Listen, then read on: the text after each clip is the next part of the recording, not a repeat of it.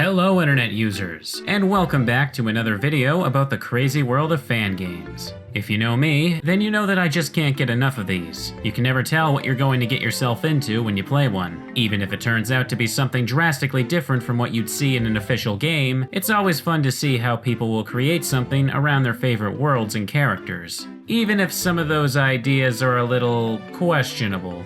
Today, we're going to be looking at a fan game that features everyone's favorite red-capped plumber, Mario. And unlike last time, this one doesn't come from the bottom of the barrel. No, this one is actually pretty interesting, and its name is Super Mario Power Star Frenzy.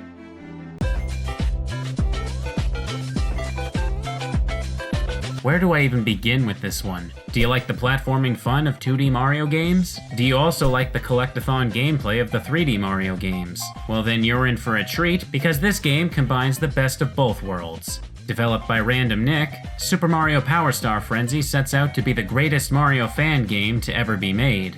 The game starts out with a bit of story. Bowser finds some super powerful star and plans to use it as a part of his big evil plan. Princess Peach then asks that both Mario and Luigi go and stop him by heading out to gather all of the power stars across the kingdom. You're then tossed into a little tutorial level, which does a surprisingly good job at teaching you everything you need to know. I know it might sound weird to praise a tutorial of all things, especially one that's in a fan game, but this one really stood out to me. It's not obnoxious or too drawn out, and gives you the opportunity to get a feel for the controls and mechanics. There's some thought put into this, and it shows. I also have to say, I was not expecting to have things like wall jumping, ground pounding, and the ability to pluck and throw items from the ground. After you're done here, the real game begins. Like I mentioned earlier, Power Star Frenzy's gameplay is a mix of elements from 2D and 3D Mario games. You have a world map that you can roam around to choose what level you want to enter. There are multiple areas to explore, each with their own missions to complete for Power Stars. And as you collect more and more, new areas will start to become available to you. There's forests, caves, volcanoes, and so much more, each with their own mix of secrets to uncover and challenges to overcome. This game isn't something you can just breeze through quickly. There is tons to do and so much to see. You can also switch between the Mario brothers, who have minor gameplay differences. Mario gets the wall jump, and Luigi can perform a power jump by crouching for a few seconds. Despite this only being a demo, you're going to get hours of fun out of this. What's here is more than enough to be considered a full game. Though, I'm sure right now there are some of you that are a little bit skeptical of this. Usually with these kind of fan games, there are some common problems that often turn people away from them. The first of which is controls. One of the biggest issues I have with Mario fan games is when Mario doesn't control like Mario. However, that is definitely not a problem here. This game controls quite well, and for the most part, running and jumping around feels like something out of an official game. To me though, Luigi does feel a little bit slippery to control, but to be fair, I've always preferred playing as Mario, so it's probably not nearly as big a deal as I think it is. Another concern you may have is with level design. By far one of the greatest downfalls of any Mario fan game is bad level design. Contrary to popular belief, making a good level takes a fair amount of effort. Anybody can just throw 100 things on screen and make it a ridiculously hard mess. But in my opinion, the real challenge when making a great level is creating a fair balance of difficulty that is both rewarding to overcome and is also visually pleasing to look at. And once again, this game does a great job with this. All of the levels look fantastic, and there was clearly a huge amount of care put into their layout.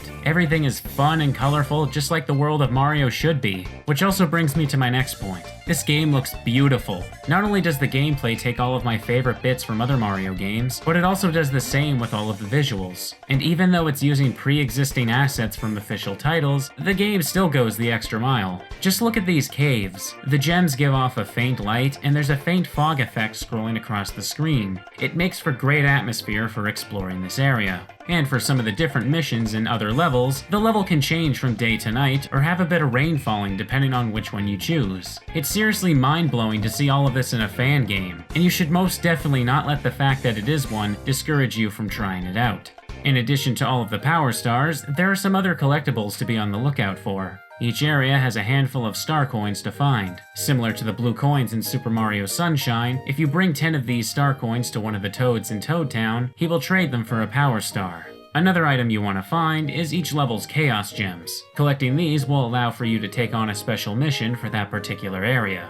These are pretty much this game's version of the Comet missions from Super Mario Galaxy. Some things like outrunning the Shadow Clone are even worked directly into the game. They're pretty fun, and can definitely get difficult. And those aren't the only way to get power stars either. You can also just find them by taking the time to explore the overworld. When I was taking a look around Toad Town, I found a pipe that took me to this underground maze, which has a few stars hidden around. There's a minigame where you have to ground pound all of the boxes before the timer runs out, and you can even hoard all of your coins and buy one from the back of this Koopa shop. And even when you're not hunting for collectibles, there's still so much more to see. The characters you find around the world may not play a big role, but their dialogue is fun and charming, and adds to the experience. And as if that wasn't enough, there's also a handful of unique boss fights thrown into the mix. Just when you think you've seen everything this game has to offer, it throws even more at you. Now, I know that so far, I've done nothing but focus on the positives, but honestly, it's kinda hard to say something negative about this game. I suppose the only real issue I have is with the enemy hitboxes. For some of the enemies, they're a bit smaller compared to how they'd be in the actual games they come from. It's not a huge problem, but after so many years of stomping these things, it's a little frustrating to take damage when it looks like I landed on top of them. But like I said before, this game isn't even complete yet, and this is the closest thing to a major criticism I can say about it. Though, if there's anything else that I'd say I personally disliked, I'd have to say it was the red coin and silver star missions. I felt that in some of these missions, the coins or stars were too spread out, and I ended up wandering around a little longer than I would have liked. For the red coins in particular, I think the reason for this was because of how I was used to playing them in Mario 64 and Mario Sunshine. In those games, you can see all of the red coins around the level while you're doing the other missions. So when it comes time to actually collect all of them, you have a pretty good idea of where to start looking. In Power Star Frenzy though, the red coins are not present in the level until you actually begin that particular mission. That being said, I wouldn't necessarily call them bad, just different from how I expected them to go. In total, there are 60 power stars for you to collect in this demo. The final area isn't Bowser's Castle, but the first of what is apparently going to be multiple fortresses scattered across the land. You don't have to collect all of the stars to reach the final level, but there is a reward for doing so. Upon completing the game 100%, you'll gain access to the Beta Road. Here, you will find 5 more areas to explore, each with a single bonus star. They're incomplete, having many warp pipes and doors blocked off, but are meant to give dedicated players a taste of what's to come. And while all of them definitely give me things to look forward to, I especially like the Toxic Swamp area. It's a spooky themed place with boos and unique variants of other enemies. I seriously wish I could see the inside of this ghost house right now. Throw in the fact that there are plans to add long jumping, backflipping, and the triple jump, and you'll know that this game has nothing but a bright future ahead of it. And if the main game isn't enough for you, there's also a 2-player battle mode, with a variety of maps and game modes for you to play with a friend. I haven't spent a whole lot of time with this yet, but I can easily see myself sinking just as much time into it as I did with the main game, maybe even more. In short, Super Mario Power Star Frenzy is one of the best fan games I have ever played. The creator clearly went above and beyond to blend together everything they love about the Super Mario series into this one amazing package. There is so much more I want to talk about, but at this point, I encourage all of you to try it out for yourself and really experience everything this game has to offer. I mentioned earlier that the goal of this game was to become the greatest Mario fan game ever made. And honestly, despite the fact that Power Star Frenzy is only a demo, they've already succeeded. This game is an amazing gem that I can't believe I haven't heard of until recently. After having so much fun with it, I knew I had to tell as many people as possible to try it out. Do yourself a huge favor and play it. This game really needs more attention. I'll put a link to the Power Star Frenzy website and Game Jolt page in the description, so make sure you check it out if it interests you. My name is Pikasprey, and thanks for watching. Really though, you should play this game soon, because it's only a matter of time before Nintendo tries to take it down, and boom, no more fun.